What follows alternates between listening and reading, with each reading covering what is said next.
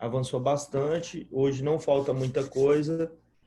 Depois eu vou verificar em relação à atividade. Então, a gente vai encerrar o conteúdo que a gente precisa encerrar. Depois eu vou verificar aquela atividade de anemias que eu deixei para vocês. E aí eu vou conciliar lá, ajudar vocês a verificar como é que foi a resposta de vocês, né? Eu vi que nem todo mundo fez. Lembrando que as atividades são avaliativas, né? Aqueles que não fizeram vão perdendo pontuação a respeito. Deixa eu só compartilhar aqui.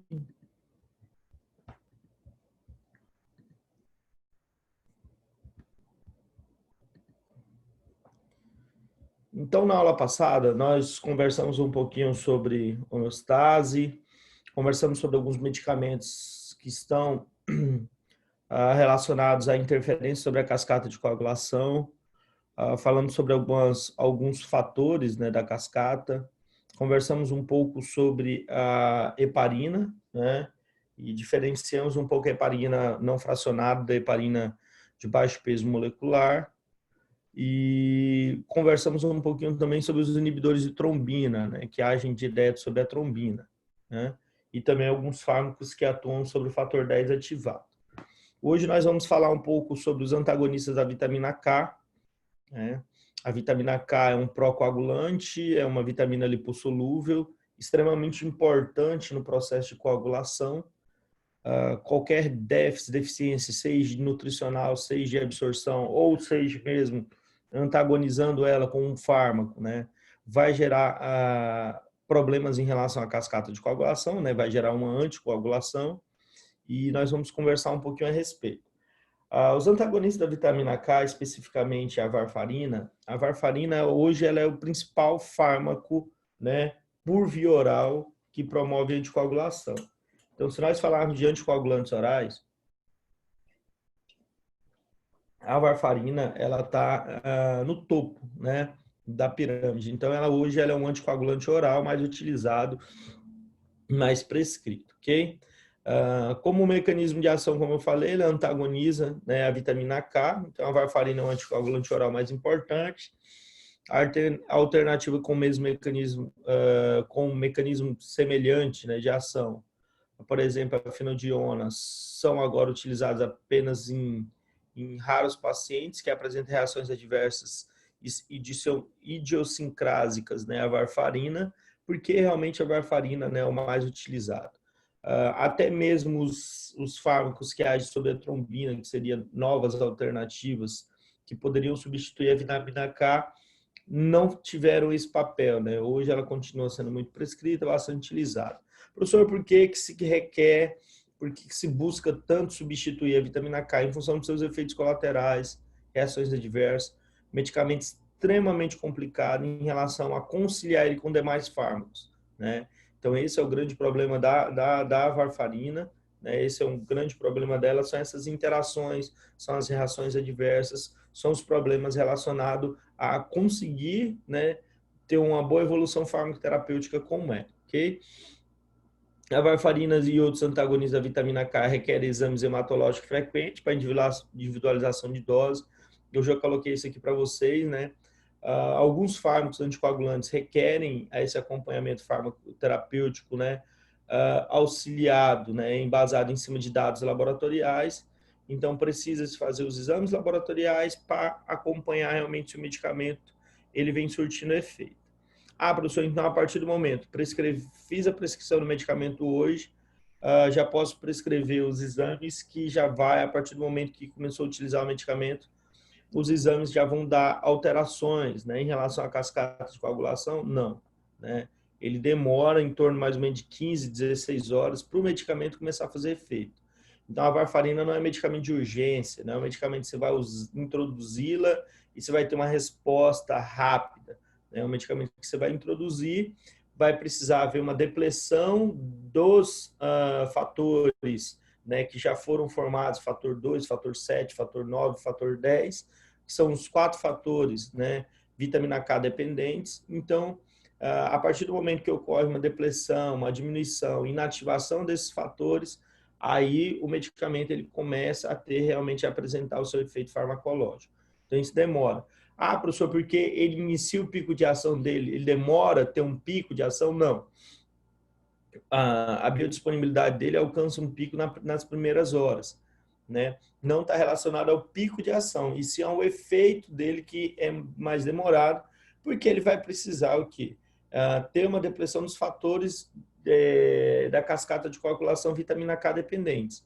Então, os fatores que dependem da vitamina K, né, para serem ativados, eles vão precisar primeiro ser depletados, eles vão primariamente precisar ser inativados, para depois, né, consequentemente, o medicamento começar a expressar o seu efeito terapêutico. Em relação ao mecanismo de ação, como o próprio nome da classe diz, é um antagonista, né, da própria vitamina K, atua apenas em vivo, então ele não tem efeito in vitro, não é que nem a heparina. A heparina ela tem tanto utilização em vivo como in vitro. A heparina tanto você utiliza como anticoagulante para laboratório de análises clínicas, como você utiliza a heparina como fármaco, né, para promover anticoagulação de forma parenteral. Então, a heparina ela tem as duas funções. Já a vitamina K não, ela só tem efeito em vivo, né? Ela vai interferir em relação à gama-carboxilação pós-translacional de resíduos de ácido glutâmico, né, nos fatores de coagulação 2, 7, 9 e 10, que nós chamamos de fatores, né, da cascata de coagulação vitamina K dependentes. A gente precisa guardar esses 4 fatores, porque realmente são os fatores que ela vai influenciar, tá? Então, ela antagoniza a vitamina K e ela interfere em relação à gama-carboxilação dos resíduos de ácido glutâmico. Isso se dá pela inativação componente 1 da vitamina K, epóxi-redutase, inibindo a redução enzimática da vitamina K epóxito, a sua forma hidroquinona ativa, né? Então, ela vai interferir sobre o processo, né, de ativação da vitamina K, consequentemente, né, vai interferir sobre a translocação, né, dos fatores de vitamina K dependente, fator 2, 7, 9 e 10. Aqui só mostrando, né, o mecanismo de ação. A vitamina K, ela consegue, através de redutases, né, ela consegue se transformar na sua forma realmente ativa, né, que tem a capacidade de promover carboxilação, né? Então, a partir do momento que o medicamento ele age, a vitamina K é reduzida, é necessária para a carboxilação, a ativação dela é resíduos de ácido glutâmico nas moléculas de fator de coagulação. Não havendo essa carboxilação, não havendo ativação dela, consequentemente, ela não vai desencadear o seu papel. Qual o papel esse? O papel de ativar principalmente esses 4 fatores e também ativa algumas outras proteínas específicas, né, da cascata, como proteína C, proteína S, né, que são importantes. Então, temos que lembrar sempre que a varfarina ela possui a capacidade de interferir, né, sobre a carboxilação, ativação de resíduos, né, de ácido glutâmico em relação às moléculas dos fatores da coagulação. Aqui a gente consegue diferenciar alguns outros medicamentos onde eles atuam, né, da varfarina. A varfarina consegue interferir sobre o fator 9, 2, fator 10, fator 7 ativado, né, alguns fatores da cascata. Exemplo, a rivaroxabana, né, ela vai interferir em relação ao fator 10 ativado. Já a dabigatrana vai interferir sobre trombina. Então, cada medicamento ele tem, né, um alvo específico, né, que ele vai interferir sobre a cascata de coagulação. E aqui, da mesma forma, só mostrando aquilo que eu coloquei anteriormente, né, que a varfarina consegue promover a inativação, né, da conversão de vitamina K2, né, no caso de hidroquinona, vitamina K epóxi. O efeito da varfarina leva vários dias, né, para ele poder ser desenvolvido, como eu falei para vocês, enquanto esses fatores aqui, enquanto o fator 2, fator 7, fator 9 e fator 10 ainda estiver circulante, não vai apresentar efeitos da medicação. Então, precisa haver uma degradação e inativação desses fatores para que realmente o efeito do medicamento ele seja vislumbrado, né? Você consiga mensurar o efeito do fármaco. Então, ele vai levar alguns dias para se desenvolver em razão do tempo necessário para ocorrer a degradação dos fatores de coagulação já carboxilados, né, aqueles que foram carboxilados anteriormente. Em relação à cinética, né, como eu coloquei para vocês, é um anticoagulante oral, então ele é administrado de forma oral, tá? Ele tem uma boa absorção oral, então ele não tem prejuízo em relação à absorção. Encontra-se fortemente ligado à albumina. Ele encontrar fortemente ligado à albumina é um dos problemas relacionados às suas interações, né? E, consequentemente, a possíveis efeitos colaterais. Os fármacos que possuem uma ligação tão forte à albumina, eles acabam, muitas vezes, podendo ser deslocados por outros medicamentos. Há uma competição maior desses tipos de fármaco com outros medicamentos pelo sítio de ligação, né? Qualquer percentual do fármaco que seja desligado e ele fique na sua forma livre, por função de interação entre um medicamento e outro, vai gerar, né, uma potencialização do efeito terapêutico do medicamento. Pacientes com hipoalbuminemia também pode gerar algum prejuízo. Então, existem fatores que podem estar exacerbando o efeito da varfarina, né, causando uma toxicidade, no caso, levando a uma hemorragia. Então, o fármaco ele ter, né, essa alta afinidade por proteína plasmática muitas vezes é um problema, né, principalmente em relação à farmacocinética, né, para o momento da distribuição. O pico de concentração é de 1 hora, mas não o pico de ação. Quem colocar assim, o pico de ação da varfarina é em 1 hora, está errado. É o pico em relação à sua biodisponibilidade. Não quer dizer que o pico terapêutico farmacológico vai ser em 1 hora. O pico farmacológico ele vai ter mais ou menos em torno de 15 horas, 16 horas. Né? Então, demora. Então, é um medicamento que ele tem uma boa absorção, rapidamente ele alcança, né, um pico de concentração, porém, né, precisa haver uma degradação daqueles fatores que já foram carboxilados para que depois ela possa, né, realmente apresentar o seu efeito farmacológico. Então, o pico de concentração no sangue ocorre dentro de 1 hora, né, após a sua ingestão. Porém, né, o seu mecanismo de ação ele não coincide com esse pico de... Então, que ocorre em 48 horas depois. Então, o efeito do tempo da protombina, né, de uma dose, começa aproximadamente depois de 12 a 16 horas. Então, vai demorar para realmente você conseguir pegar o resultado de exame e verificar que houve já alterações, porque realmente já está ocorrendo uma depressão dos fatores. Exemplo, a protombina é o fator 2, né? Então, apresentando o efeito em relação à protombina e aos demais fatores da cascata. Normalmente, a gente avalia sempre o fator 2, né, porque a gente solicita o TAP, né, o tempo de protombina ativado, né, é ele que vai causar alteração em relação aos exames de monitoramento. Fatores que podem potencializar, então, aqueles fatores que eu estava conversando com vocês, um deles é a doença hepática, né, a doença hepática, ela pode gerar problemas em relação a potencializar os efeitos, né, dos anticoagulantes orais. Lembrando que vários fatores da cascata de coagulação eles são sintetizados no fígado. Então, a partir do momento que há uma toxicidade hepática, há uma lesão hepática, há uma doença hepática, vai interferir, né, sobre esses fatores. Muitas vezes até é utilizado fatores de coagulação como o próprio TAP, como um marcador hepático. Tanto é a importância do fígado na síntese desses fatores. Tá? Então, por isso que doença hepática vai interferir em relação à potência dos anticoagulantes orais. Outro fator também importante em relação à crise aguda, em relação à febre, né, infecções, também podem interferir.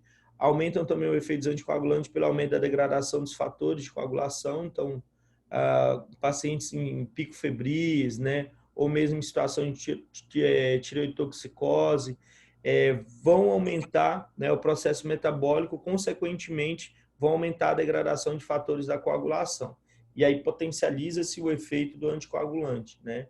O anticoagulante passa a ter maior efeito, podendo levar a hemorragia, podendo levar a exacerbação de um efeito colateral, de uma toxicidade. Alguns fármacos podem interagir também com a varfarina, como eu falei, interferindo sobre a ação da mesma. Né? Então, muitos fármacos conseguem potencializar a varfarina. Exemplo, agentes que inibem o metabolismo hepático, né? Principalmente os azóis, né? Seja de triazóis, seja de imidazóis, né? Clotrimazol, fluconazol, né? Tioconazol, todos eles normalmente interferem sobre o metabolismo hepático da varfarina. Então, eles vão estar potencializando o efeito. Por quê? Porque eles são inibidores enzimáticos, então eles vão inibir o metabolismo da varfarina. Ela vai ficar circulante por mais tempo, vai potencializar o efeito dela. Né? Quinolonas, como ciprofloxacino também, a amiodarona, que é um antiarrítmico. Então, existem alguns medicamentos que interferem. Isso é extremamente prejudicial para o paciente, pessoal. São efeitos colaterais graves que podem acontecer, no caso, hemorragias.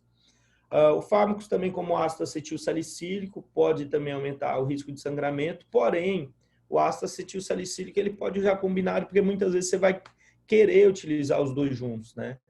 Só que aí precisa ser monitorado, né? Você vai precisar verificar bem a dose e entender, né, que os dois medicamentos, um está trazendo um sinergismo sobre o outro.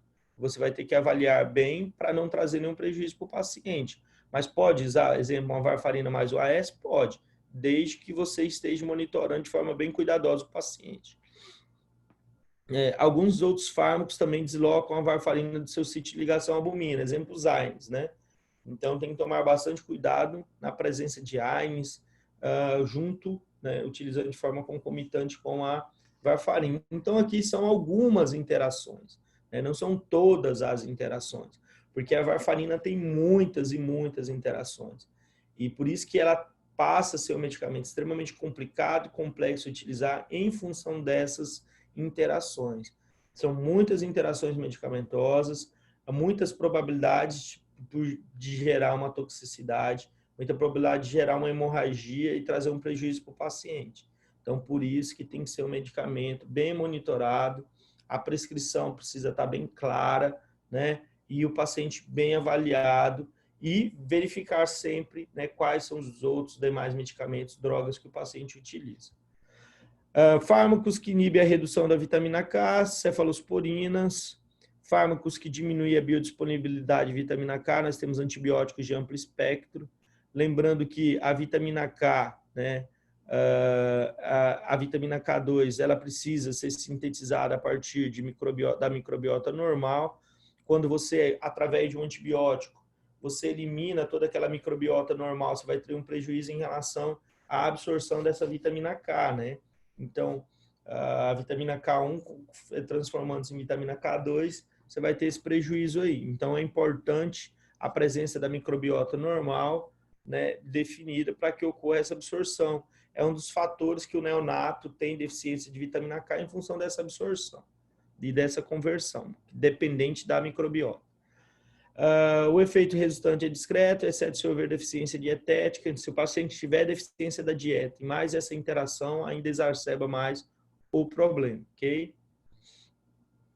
Agora que nós vamos verificar um pouquinho sobre alguns fármacos que são antiplaquetários, né? São fármacos que eles atuam em relação à agregação plaquetária, né? Então, as plaquetas, elas desempenham um papel importante, porque é através dela que ocorre a adesão entre si, né? Através de alguns fatores importantes como o tromboxano A2, e essa adesão ela é extremamente importante para que ocorra a formação do trombo, né? Então, as plaquetas elas desempenham um papel crítico em relação ao processo da cascata de coagulação. As plaquetas desempenham um papel tão crítico da doença tromboembolítica que não é surpresa os fármacos antiplaquetários ter grande valor terapêutico. Estudos clínicos do ácido acetilsalicílico, com o nome comercial aspirina, alteram radicalmente a prática clínica. E os fármacos mais recentes que inibem a ADP e a GP2B e 3A também têm se mostrado úteis terapeuticamente. O ácido acetilsalicílico, né, famoso aspirina, em função do nome comercial dado pela Bayer, né, em dose baixa, consegue inibir a síntese tromboxano A2. Né? Por quê? Porque o ácido acetilsalicílico ele consegue inibir a COX-1, né, que está presente na plaqueta, né, interferindo, né, de forma irreversível, né, através de uma acetilação, né, de um resíduo de serina que está presente no sítio ativo da enzima. Né? Então, a enzima ela está presente lá na plaqueta e o medicamento tem a capacidade de, né, acetilar, né, um resíduo de serina e, consequentemente, impedir que o ácido araquidônico seja substrato para a formação de tromboxano A2. Então, a aspirina ou ácido acetilsalicílico, em doses baixas, consegue, né, promover uma acetilação irreversível em um resíduo de serina no sítio ativo da COX-1, certo? Presente lá na plaqueta. Aqui, basicamente, demonstra o que a gente está mostrando, ó, falando, tá? Então, aminoácido de serina, o resíduo de serina, né, no sítio catalítico, onde o ácido araquidônico ele vai produzir, né, os eucosanoides, e no caso, né, tromboxana 2, e aqui mostrando a ação do medicamento, né, impedindo essa formação. Certinho? Pessoal, deixa eu só pegar vou pegar aqui um copo d'água rapidinho. Só um copinho d'água, 5 segundinhos, só para me pegar uma.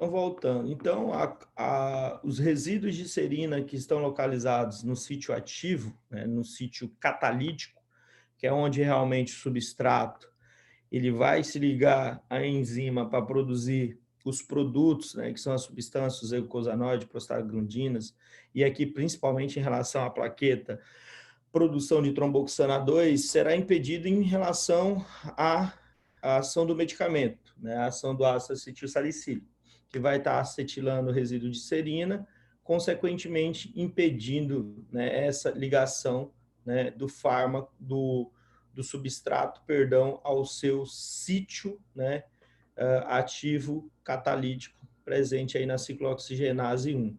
Então, a partir daí, o medicamento vai promover o seu efeito, né? Diminuindo a formação de tromboxana 2, consequentemente, diminuindo a capacidade de agregação plaquetária. Então, basicamente, é assim que age o ácido acetilsalicílico, né? Aqui, da mesma forma, só mostrando, né, os resíduos de serina que relacionados ao sítio ativo, né? O ácido araquidônico é o substrato, lembrando que através da fosfolipase A2, pega fosfolipídio de membrana, catalisa a reação, eu tenho uma produção do ácido araquidônico, a partir daí, através das COX ou das lipoxigenases, né, ciclooxigenase ou das lipoxigenases, se produz os mediadores inflamatórios. E o ácido araquidônico, obviamente, ele é um substrato, né, para essa enzima. À medida que o medicamento acetila esses resíduos, né, impede-se a ligação, né, desse substrato ao seu sítio catalítico da enzima, consequentemente interfere sobre a produção aí de tromboxana 2. Lembrando que é uma ligação irreversível. Então, a partir do momento que essa ligação ocorre, então o medicamento ele tem uma duração de efeito aí bem grande, né? Diferente das células nucleadas, as plaquetas não podem sintetizar proteínas, porque as plaquetas são fragmentos celulares, onde após a administração de aspirina, a síntese de tromboxana 2 não se recupera até que o conjunto de plaquetas afetadas seja reposta em cerca de 7 a 10 dias. Né? Então, vai ter todo o processo, né, novamente, hematopoiético, formação de megacariócito, plaquetas, para que depois elas possam voltar a desenvolver, né, aquela resposta fisiológica normal em relação à agregação plaquetária. Então, o medicamento ele demora um tempo aí a realmente perder totalmente o seu efeito, né, que foi propagado em relação a ligação irreversível que ele promove. Lembrando que é uma ligação. Se normalmente fosse uma ligação reversível, né, o tempo de duração seria menor. Em relação aos efeitos adversos, né, do ácido acetilsalicílico, nós já conversamos bastante, porque a gente falou de anti-inflamatórios. São mais os efeitos gástricos, né? Porque por agir sobre prostaglandina E2, interferir sobre a produção de muco, podendo gerar, né, lesões gástricas, podendo levar até uma hemorragia gástrica, né? Então, basicamente, esse é o maior. Só que quando a gente não paciente, paciente que teve um infarto, né, o benefício que o medicamento traz é maior do que esse efeito colateral. Então, por isso que ele continua sendo utilizado. Porém, os efeitos adversos, eles existem, eles precisam ser monitorados, né? Então, doses baixas, né, dela consegue promover esse efeito. Né? Normalmente, o ácido acetilsalicílico, para essa função como antiagregante plaquetário, ele é utilizado na concentração ou de 75 miligramas ou de 100 miligramas dia, podendo ir até 300 miligramas, né? Então vai depender da prescrição médica, mas pequenas doses já consegue gerar esses efeitos. Lembrando que para que ele possa ter efeitos realmente anti-inflamatórios, né, analgésicos, antipiréticos, ele precisa de doses maiores. Aqui agora nós vamos falar um pouquinho sobre os antagonistas do receptor de adenosina, que eles também são antiagregantes plaquetários, né? Também promove inibição da agregação. A ticlopidina foi o primeiro a ser introduzido, né? Porém causa neutropenia e trombocitopenia, e atualmente é pouco utilizado. Na atualidade, o clopidogrel, né, é o mais prescrito, né? E o pasugrel ele já foi lançado, já foi introduzido também pela indústria farmacêutica. Esses fármacos inibem a agregação plaquetária induzida por ADP, né, adenosina difosfato, através de inibição irreversível dos receptores P2Y12, com os quais se ligam através de uma ponte de sulfeto. Então, os medicamentos conseguem inibir um receptor dependente de ligação de ADP, consequentemente impedindo, né, todo o processo do bloqueio da ADP, que vai interferir na ativação de alguns mediadores específicos da agregação plaquetária, né, que é o GP2B, 3A e assim por diante. Então, a ação do clopidogrel frente à agregação plaquetária é um pouco diferente do mecanismo de ação do ácido acetilsalicílico. O ácido acetilsalicílico vai promover, né, a ação sobre uma enzima, né, inibindo a ligação de um substrato ao sítio catalítico. Aqui não, né, já é antagonizando um receptor específico de ADP. E aqui só mostrando, ó, o receptor de ADP, ok? O medicamento ele consegue antagonizar clopidogrel, pasugrel, consegue antagonizar esse receptor, consequentemente interferir sobre expressamento de algumas glicoproteínas importantes, né, que vão estar ligando a alguns fatores, né, ou mediadores da resposta de coagulação, exemplo, fator de von Willebrand, né, que estão relacionados ao processo de agregação das plaquetas e formação do trombo. O clopidogrel ele é bem absorvido, né, de forma oral, é um medicamento que tem uma boa absorção oral. Em situações de urgência, né, é administrado oralmente uma dose de ataque de 300 miligramas, seguido de dose de manutenção de 75 miligramas uma vez ao dia, né? Então, é um fármaco hoje bastante prescrito, um medicamento, né, bastante utilizado, principalmente para pacientes que têm problema em relação à tolerância com ácido acetilsalicílico. Às vezes o paciente ele já tem uma úlcera, ele tem uma gastrite, às vezes o paciente tem alergia, a hipersensibilidade ao ácido acetilsalicílico, o clopidogrel é uma alternativa.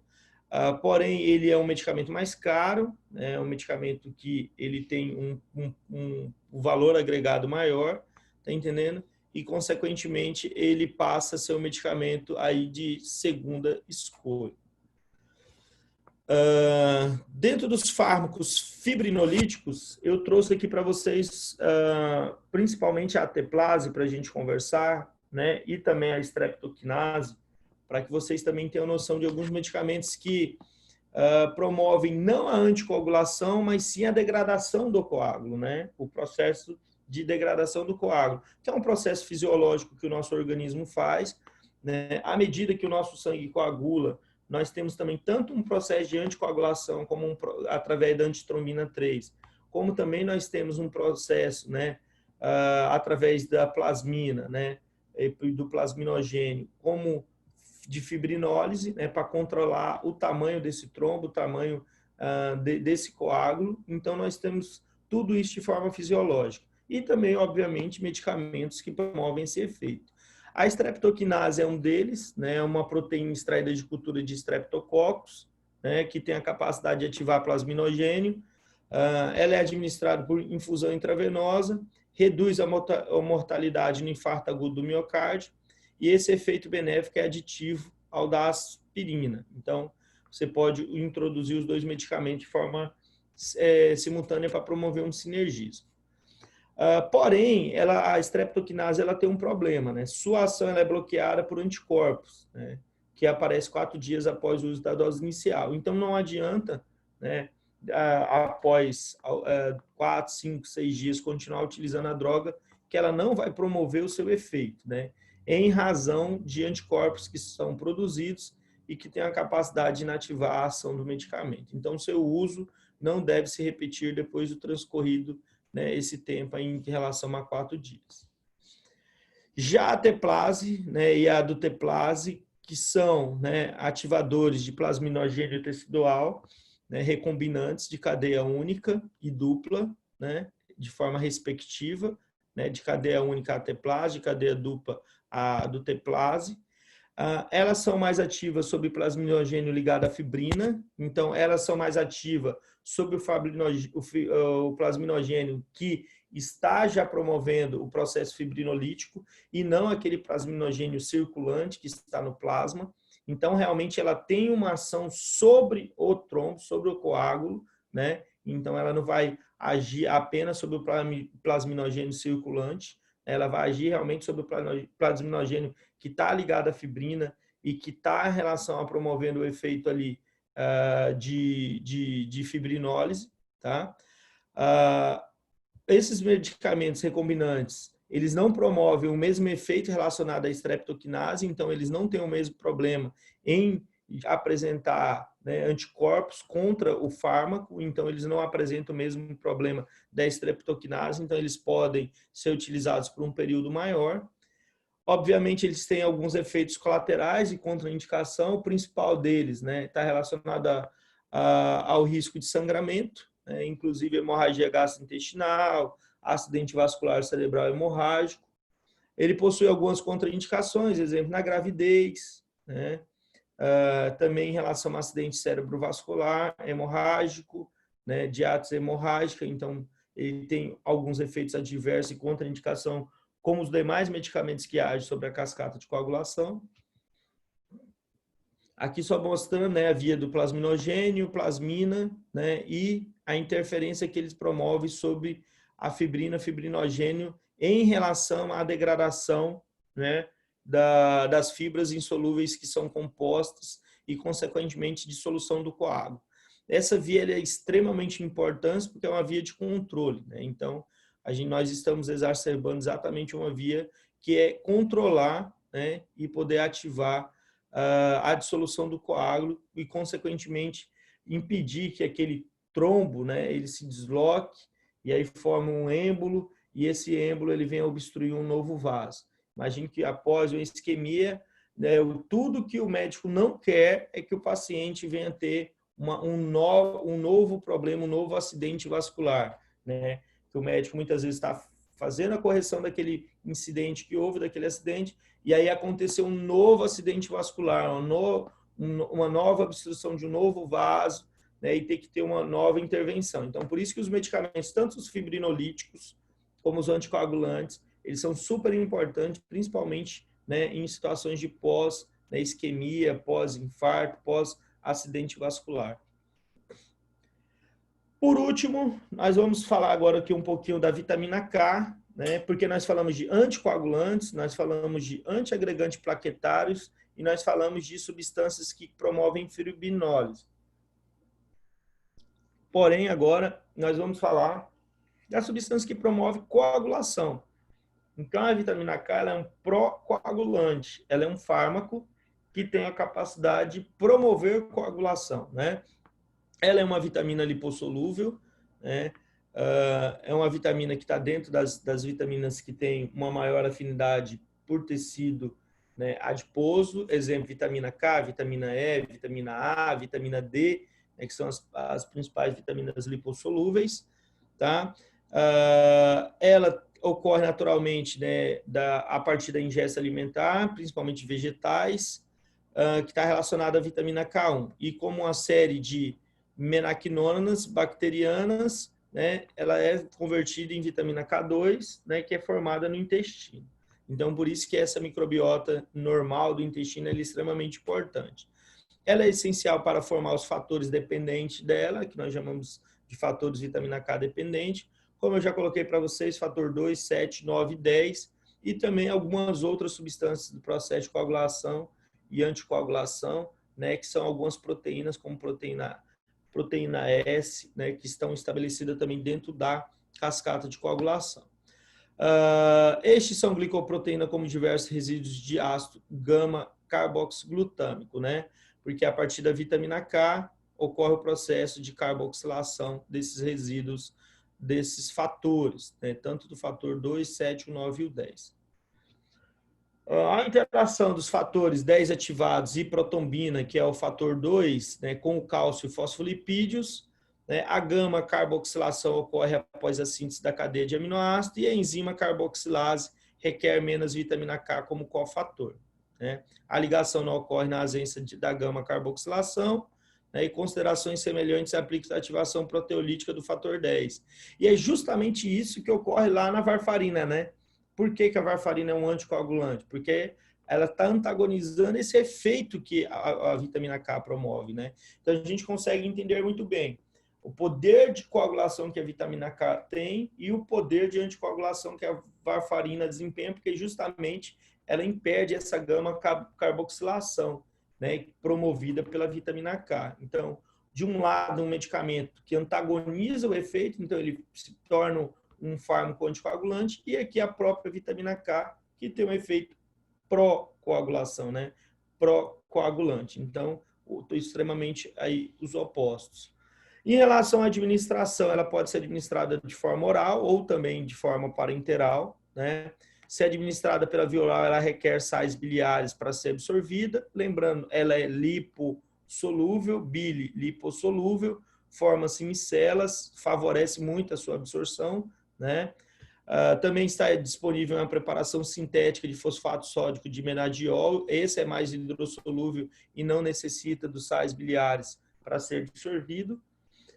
Em relação ao uso clínico, tratamento ou prevenção de sangramento, né, por tratamento excessivo de anticoagulante, você exemplo, foi administrado uma dose maior de varfarina, quando for olhar o TAP, o tempo estava muito alto, o médico quer corrigir, né, faz uma dose de vitamina K para haver um equilíbrio, né? Em bebês para prevenir a doença hemorrágica do recém-nascido, porque ele tem uma deficiência muito grande em relação à absorção dessa vitamina. Para deficiências de vitamina K em adulto, SPRU, doença celíaca, esteatorreia, né, ausência de bile, exemplo, na icterícia obstrutiva, exemplo, o paciente tem uma obstrução de ducto biliar, né, então ele vai ter uma deficiência em absorver vitamina K, né, se ele tiver uma obstrução de ducto, né. E por aqui fechamos. Agora vamos aqui ver a nossa querida atividade, né? Todo mundo fez, pessoal? Não, não é que eu vi lá, muitos não fizeram. Deixa eu só pegar ela aqui. Deixa eu pegar só a atividade, eu abri ela.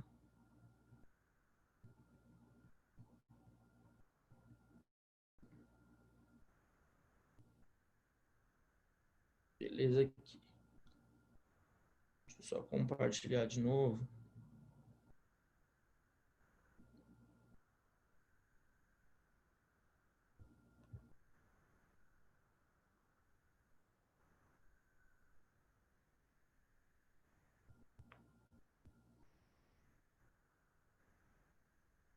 Quem pode me ajudar aqui com a atividade? Ana, pode, Ana?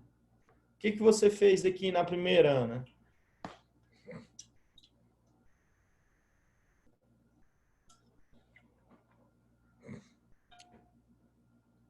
Tá me ouvindo, Ana?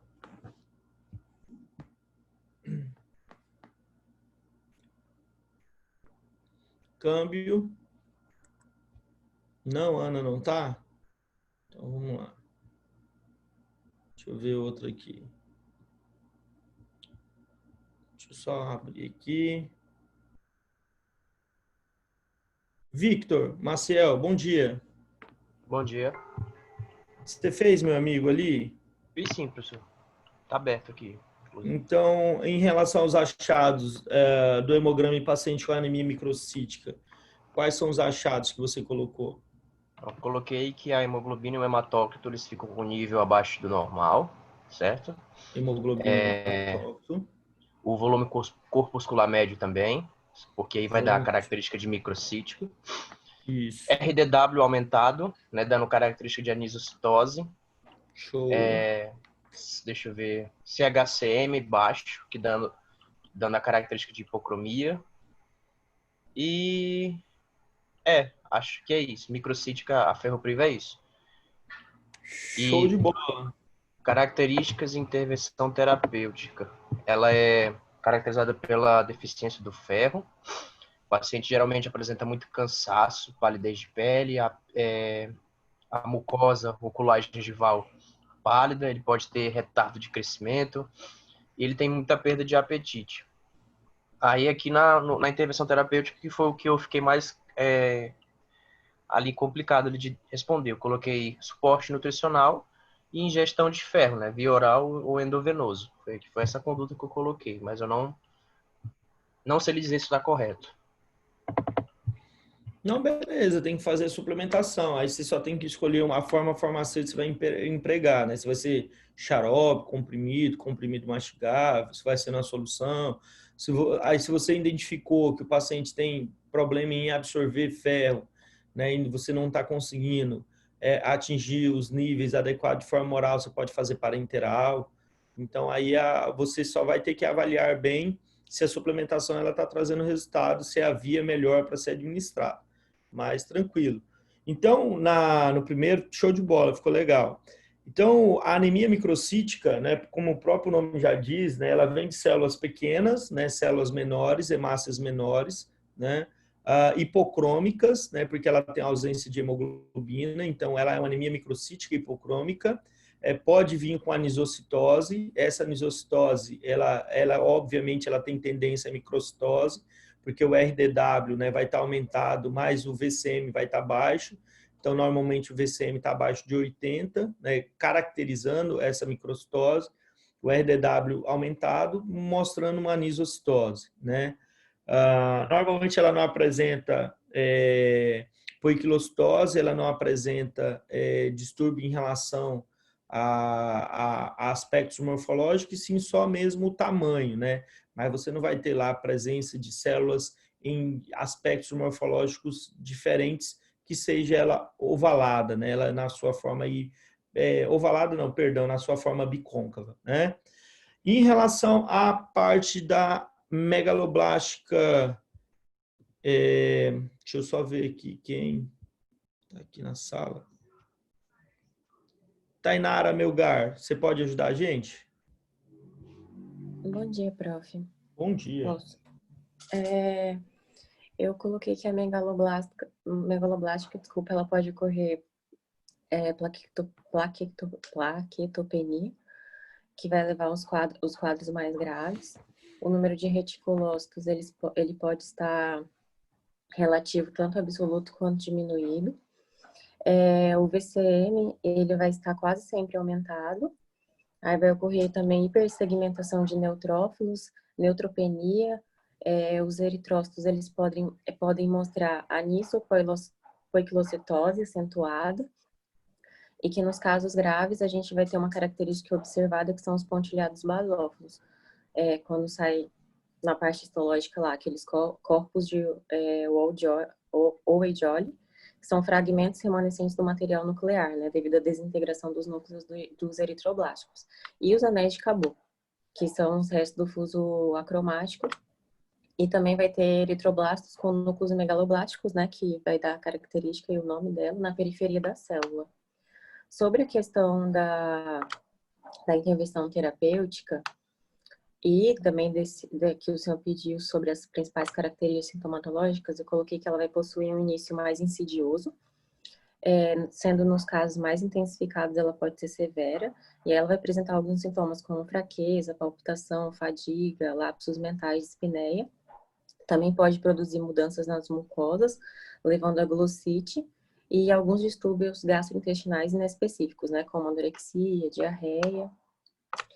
E aí o tratamento é realizado, eu coloquei que pode ter o aporte parenteral de vitamina B12, com uso diário, né, dessa vitamina intramuscular uma vez ao dia. E pode ter também a manutenção de colabamina oral ao dia, de forma contínua. E o uso de folato deve ser evitado antes do início da reposição da vitamina B12, pois pode agravar um quadro neurológico do paciente. Foi o que eu achei. E aí também, mas nesse caso é necessário avaliar o caso do paciente para determinar especificamente o tipo de tratamento. Show de bola. Então, na anemia macrocítica, né, como o próprio nome já diz, e a Tainara explicou aí bem para a gente, ela é uma anemia que vai mostrar normalmente um VCM aumentado, então esse VCM vai estar aumentado, volume corpuscular médio, né?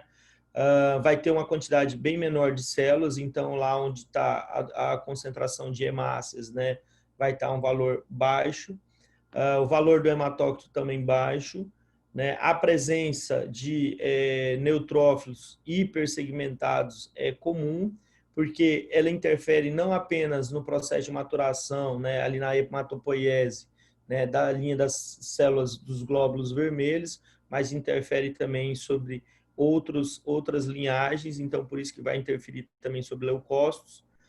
Resquícios de material, né, genético nas células, como corpúsculo de Rhodioli, né, anel de Cabot, pontilhado basófilo, é comum, mas principalmente em situações mais graves, né? Você não, muitas vezes, como médico, você não tem que esperar que esses dados vai estar no hemograma, porque na maioria das vezes não vai estar, porque muitas vezes o paciente não tem, né, uma anemia tão grave.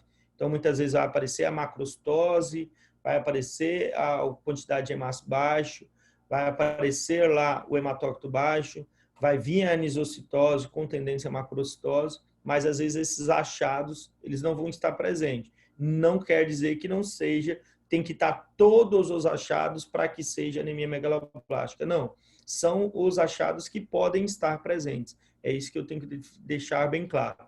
A suplementação, ela precisa verificar bem em relação o quanto o paciente está conseguindo absorver, porque se o paciente tem déficit em absorção, interessante é administrar de forma parenteral. Então, você esquece a via oral e já vai direto para a parenteral. Agora, se o paciente ele consegue manter uma absorção, então você parte para uma absorção oral, porque é uma via mais cômoda, o paciente vai ter uma melhor adesão no tratamento se for por via oral. Mas precisa verificar se realmente o paciente vai ter uma absorção. Por exemplo, se o paciente tiver problema em relação a alguma patologia que tenha prejuízo na absorção, por exemplo, síndrome de Crohn, não vai adiantar você ficar suplementando, então é melhor fazer logo administrar parenteral para que você otimize, né, realmente a resposta farmacológica o mais rápido possível, você consiga, né, reverter o quadro do paciente. Então, acredito, pessoal, que era isso em relação, assim, a gente conseguiu já pincelar tudo, né, não terá acréscimo aí de medicamentos, então a gente não vai estar acrescentando basicamente nada em relação a fármacos do que nós já vimos até aqui. Então, o nosso caso, né, é 6, né? Deu branco aqui agora. Nosso caso 6 basicamente encerra nesse aí. Na próxima aula a gente consegue revisar bem o conteúdo. Eu estou ainda planejando o que eu vou fazer, se eu vou fazer uma parte revisão direta, apesar que eu já fiz uma aula expositiva de tudo, mas se eu faço a metade da aula, né, uma aula expositiva e outra metade a gente trabalha um simulado, como se fosse uma prova, ou se a gente só faz uma prova, né? Então eu vou uma pré-prova, né, um simuladinho da prova. Então eu vou ver certinho o que a gente vai fazer na próxima aula, mas assim como eu falei, eu acredito que o caso 6 ele é mais tranquilo que o 5, né? Eu acho que a parte cardiovascular realmente são mais medicamentos, são mais classes, é um pouquinho mais complexa para a gente estudar, porque a gente tem mais grupos de medicamentos para estudar. Eu acho que esse é mais tranquilo, né? A parte em relação às anemias, porque basicamente eu fiquei bem restrito à anemia mais ferropriva e megaloblástica, que é o 90% do que a gente vai tratar, 80% do que a gente vai estar tratando, né? As anemias mais raras, né, normalmente elas ficam muito mais a critério de uma especialidade, e a nossa intenção aqui não é deixar de falar do comum para ficar falando de especialidade. A gente precisa falar daquilo que é comum, que é a intervenção de uma farmacologia geral. E em relação à parte de coagulação, da mesma forma, falamos dos principais medicamentos, os mais utilizados, 6 de anticoagulantes, 6 de antiagregantes plaquetários, 6 de drogas fibrinolíticas e mesmo a própria vitamina K, que é um fármaco que vai agir em relação a promover coagulação. Existem alguns outros medicamentos, ácido tranexâmico, né, que nós não entramos, que também são utilizados, mas eu fatiei aquilo que era principal para não ficar um conteúdo aí gigante para vocês, né? Então, eu dei uma fatiada aí dentro daquilo que era o essencial, o principal, certinho? Então, na próxima aula a gente faz essa revisão. Na outra aula a gente tem a apresentação, né, na próxima quinta-feira do nosso trabalhozinho, né, do nosso seminário. Gente, eu preciso de um trabalho bem elaborado, certo? Eu preciso de uma apresentação boa, porque ela está valendo nota, né? Então, assim, na hora que a gente vai avaliar o 0 a 3, todo mundo quer 3. Na hora, às vezes, de participar, nem todo mundo participa. Na hora de fazer o trabalho, tem gente que não faz um trabalho bacana. E aí fica difícil a gente ter uma nota boa se a gente não foi bem avaliado. Então, faça um trabalho bacana. Quem tiver dúvida, eu acho que o Vitor já entrou em contato comigo em relação a tirar dúvidas. Eu não lembro quem mais, mas alguns já entraram em contato perguntando, tirando dúvidas. Então, assim, quem tiver dúvida, eu estou à disposição. Todo mundo sabe que eu sempre tento responder todo mundo e sanar as dúvidas para que realmente o trabalho é um tema legal e o trabalho vai ser importante para todo mundo. É um tema bem interessante. Eu só não coloquei ele dentro do conteúdo de aula porque ficaria muito conteúdo para a prova, né? E aí fica muito pesado. Então, a gente já tem bastante material para a prova. Mas é conteúdo da disciplina. Então, no dia, eu quero todos os grupos participando, todo mundo presente, né? E todo mundo aí, não é necessariamente obrigado todo mundo a apresentar, certo? Mas quem apresentar, né, vai estar, obviamente, representando o grupo, a nota vai ser gerada em relação à apresentação. Nós não temos tempo, eu gosto que todo mundo apresente, mas pelo nosso tempo, realmente não dá para todo mundo apresentar, porque senão vai ficar muito extenso. Lembrando, só para recapitular, né, a apresentação, gente, 15, no máximo 20 minutos, né, senão não dá tempo de todos os grupos apresentarem. Certo? Alguma dúvida? Dúvida, Iago? Bom dia, Iago.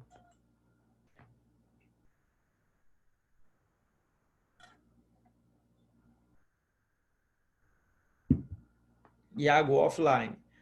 Tranquilo, gente? Alguma dúvida? Vitor, Saulo, Ana, Professor, Amabile? Diga, professor, Tuane. Oi, se não Tuane. são todos que vão apresentar, como que você vai avaliar os outros? O trabalho escrito, né, é uma média Tá. geral e a apresentação, né, vai valer nota para o grupo, né?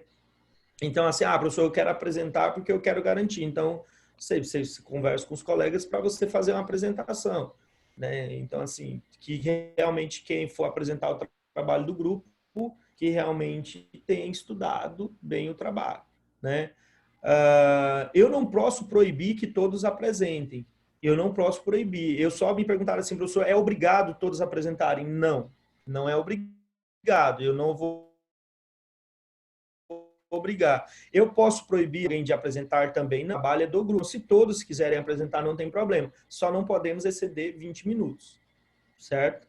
Jamais vou falar, fulano não vai apresentar. Não, não posso, é um trabalho em grupo. Se todo mundo quiser apresentar, sem problema. Só não pode extrapolar os 20 minutos, tá? 20 minutos é o que nós temos para cada grupo. Então, é sintetizar, gente, né? Ficar enchendo linguiça, é você ser direto. Os temas estão bem focados, né? Então, assim, você ir direto ao seu tema. Eu acho que 20 minutos ele é bacana para você conseguir explanar em relação ali ao teu tópico. Exemplo, quando a gente faz um TCC, a gente tem 20 a 30 minutos para apresentar um trabalho gigante, né? Então, eu acho que 20 minutos para apresentar um tema específico, né? Não é para falar como diabetes, tratamento, tudo. Você está com um tema bem fragmentado. Então, acho que é tempo hábil para todo mundo aí apresentar e não tem problema. Tá bom? Tá bom. Mas... Professor, só mais uma coisa, em relação às anemias, que a gente estava falando daquela atividade. Sobre a intervenção terapêutica, eu fiquei um pouco em dúvida. Em relação, por exemplo, à microcítica. Tá certo, ela vai ser a suplementação ali de ferro, só que aí como que você vai determinar se ela vai ser via oral ou se ela vai ser endovenosa? E como você vai saber se essa prescrição sua está dando certo ou não? Qual que é o exame que faz? Você vai continuar. Exemplo, assim, às vezes, Tuane, você vai pegar um paciente anêmico e aí esse paciente, você suplementou sem resultado de exames, muitas vezes, né, dependendo do local que você trabalha, ou com resultados. Então, às vezes, o paciente já tem depressão de ferritina, ele tem depressão de transferrina, e o ferro sérico dele está baixo, e tudo isso refletiu, obviamente, na anemia, né, no hematócrito baixo, numa microcitose, na hipocromia. Como você vai escolher a suplementação? A suplementação, a primeira via de administração é oral, né? Via oral. Agora, quando você começa a suplementar oralmente, você vê que não há uma resposta, né, do paciente, ele vem novamente com você e você vai avaliar e não houve nenhuma resposta significativa, você percebe que esse paciente tem uma deficiência de absorção oral de ferro. Muitas vezes, muitos médicos gostam de adicionar a vitamina C. A vitamina C ela consegue dar estabilidade ao estado ferroso, né, do ferro, e aí auxilia na absorção dele. Lembrando que ferro, no seu estado férrico, ele não tem uma boa absorção, então ele não vai ser absorvido. Ele precisa estar no estado ferroso. Esse é o primeiro ponto. Aí você introduz. Se mesmo assim não conseguiu atingir a biodisponibilidade que você quer do mineral, do metal, o que você vai fazer? Você vai fazer parenteral, tá? Ou outra situação, exemplo, uma grávida, né? Uma paciente grávida que você quer corrigir isso mais rápido, né? Às vezes está chegando no período final da gestação, você quer fazer uma correção, porque você não vai levar, muitas vezes, uma grávida que, em algumas situações, vai fazer uma cesárea, né? Por algum motivo, alguma complicação, e então é uma intervenção cirúrgica. Então, você não vai levar uma paciente para um centro cirúrgico com anemia grave. Então, você quer uma correção rápida. Então, você vai fazer parenteral logo, né? Então, você vai fazer administrações parenterais. Então, é a questão da urgência, a questão da má absorção, que você vai verificar se você faz oral ou se você faz parenteral. Lembrando que sempre o oral traz comodidade. O oral traz uma melhor adesão. O oral traz um conforto para o paciente.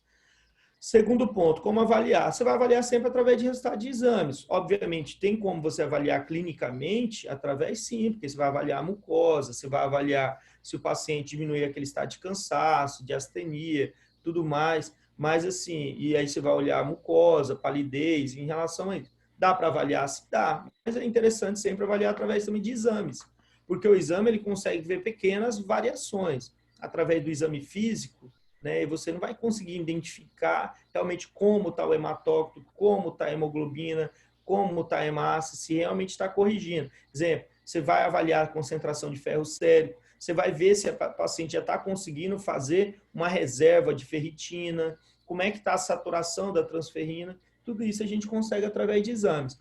Agora, dizer que tem que fazer isso e aquilo depende do serviço, depende de onde você trabalha.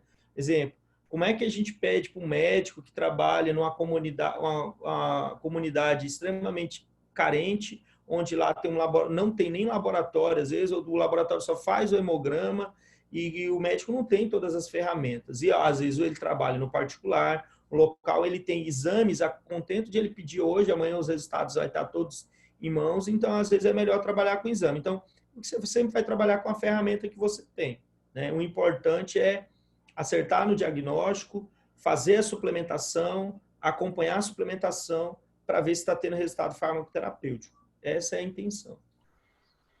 Ah, tá. Beleza, então, professor. Então, assim, vai depender, é ideal que faça os exames, né? Mas se não, acaba sendo uma coisa meio experimental, se você não consegue fazer os exames, né? Você vai tentar por via oral, se depois você perceber que não tá dando certo através das mucosas, tal, essa astenia, aí você muda a forma de Você de muda ingestão. porque aí você consegue perceber que o paciente muitas vezes tem problema de absorção. E aí você, de cara, se o paciente não relatar, até na anemia macrocítica, né, se o paciente, exemplo, ele chegar, eu tenho síndrome de Crohn, né? Síndrome de intestino curto. Aí o paciente, ele já está te falando uma patologia que você já sabe que ele tem uma deficiência de absorção. Então, aí já fica mais fácil para você entender que, se você quer ter uma resposta realmente satisfatória, tem que ser parenteral. Então, fica mais tranquilo. Mas quando o paciente, isso não está claro, aí já fica mais... pode ocorrer essa forma que você falou. Primeiro, fazer uma tentativa para ver uma resposta, faz pela via mais confortável, houve uma resposta, maravilha, né? Se não aconteceu, você sabe que você vai ter que fazer de forma parenteral, que obviamente não é tão confortável, né? Perfeito, professor. Obrigada. Nada. Alguém mais, pessoal? Tranquilo? Professor, só Cristóvão? uma pergunta em relação ao trabalho. Você vai depois abrir a atividade para a gente te mandar a parte escrita dele, né? Isso, eu vou deixar um linkzinho ali aberto lá no mural de atividades para que vocês possam estar postando ele. Ok. Tudo digital, nada impresso. Tranquilo? Gabriel, Galeano, Letícia Toledo, Henrique, todo mundo tranquilo? Nenhuma perguntinha, Tranquilo, dúvida, professor. nada?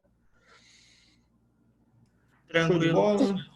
Tranquilo, prof. Muito obrigada pela aula. Gente, bom dia para vocês, tá? Até semana que vem. Semana que vem a gente encerra aí, na outra vocês já começam as provas, né? Maravilhosas. Vocês estavam ansiosos para fazer prova, sei disso. na próxima semana as provas. Gente, tchau, tchau para vocês. Até a próxima. Valeu, professor. Valeu, professor. Tchau, Abraço. professor. Tchau, prof.